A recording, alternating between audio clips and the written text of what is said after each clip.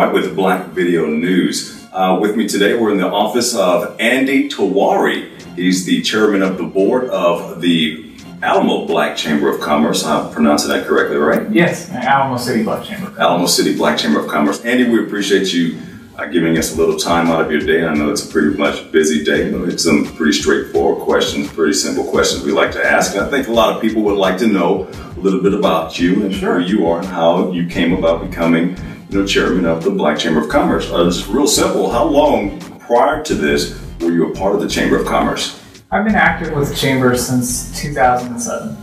2007? Yeah.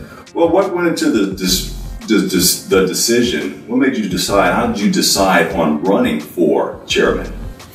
Well, as a small business owner and as an attorney, I felt that I had a few some unique skills to bring to the table for the chamber. And when I looked at what I thought our vision could be for the future, I felt that I wanted and I was motivated to take that mantle. And believe me, it's a big investment of time and energy, but it's extremely rewarding, and I'm happy to do it. Fantastic. Well, what type of reaction was you expecting, or were you expecting from the announcement that you were becoming chairman?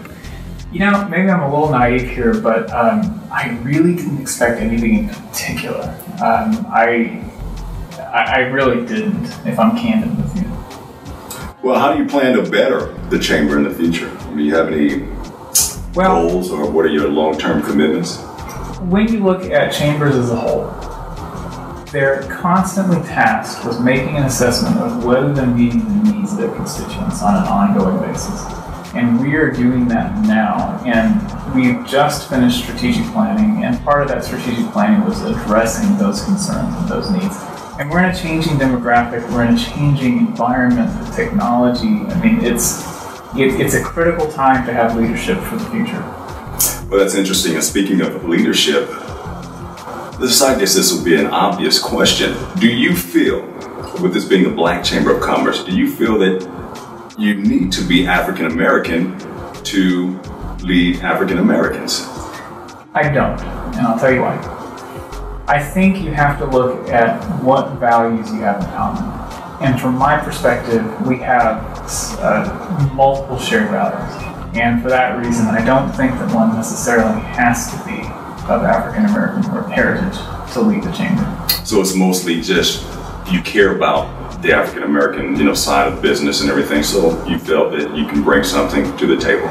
I do, and frankly, I think when you look at the concerns of the African American business owners, there are certain things that are going to be unique to the African American business owner population. There's no question about that. But in addition to that, as a community, we're all part of one community, and we have certain shared goals and shared aspirations that I think I can help further. Well, what do you see the future in the chamber? What's the future like for the chamber? I see our chamber as being one of the top, most respected chambers in the city. I said to our membership when I took our oath of office, so to speak, that I wanted to challenge the status quo. And I wanted a seat at the table. Well, speaking of challenging the status quo, what would you say to any critics who may say that, you just basically really can't lead because you are not African American, the color of your skin, basically? What would you say to the critics? What I would say is this. I won't be African American tomorrow. I didn't have the benefit of growing up within African American culture. But we have a host of things in common, and I have a host of shared values that I feel that we share. That's implicit in shared values, I suppose. But I would also tell them to sit down with me, get to know me, and I think I might be able to change their mind. And lastly, I would tell them, don't judge me by the color of my skin. Well, a little lighter side. Can you tell us a little bit about you growing up, where you come from? I'm originally from a country called Guyana. Guyana is it's on the northern coast of South America. It is a South American a South American country with Caribbean culture. My family immigrated to the United States in '81, and most of my childhood was in Southeast Houston.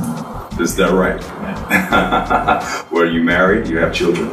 I am married. I don't have any children yet. I have a bird, and for now that's enough. Well, do you feel like you identify with African Americans? I think I do, and it might help to expound a little bit more on where I come from in my upbringing. Go ahead. No, go ahead. You want to expound on that a little bit? Yeah, the Caribbean is a multiracial community. And when I was growing up, I really don't think I had any concept of difference from one race to the next, quite frankly. And when we first moved to the United States, one of the very first communities to embrace me and embrace us was the African American community. I grew up in a neighborhood initially that was predominantly African American. And frankly, I didn't really know the difference between one person and the next. But what I do know is that I felt welcomed. And that wasn't the case necessarily in some of the places that we had lived before. One last question, final question. With the election of President Barack Obama, do you feel that we're in a post-racial society now? Unfortunately, I don't think we're quite there yet. I do think that the president's election was a momentous thing, not just for the community, but for the country as a whole. But I do feel that we still have work to be done. Fantastic. Well, that about wraps it up here. We appreciate the time that we spent with you. Do you have anything you would like to say on behalf of the Chamber? I do. I want to encourage the community as a whole to come out and visit with us. I think that they will be surprised by the growth that we've experienced in the last few years. But I also think that they have a lot of things to look forward to from us. And I encourage them to come and sit down with us, talk to us, come to our events, and quite frankly, just get to know us better.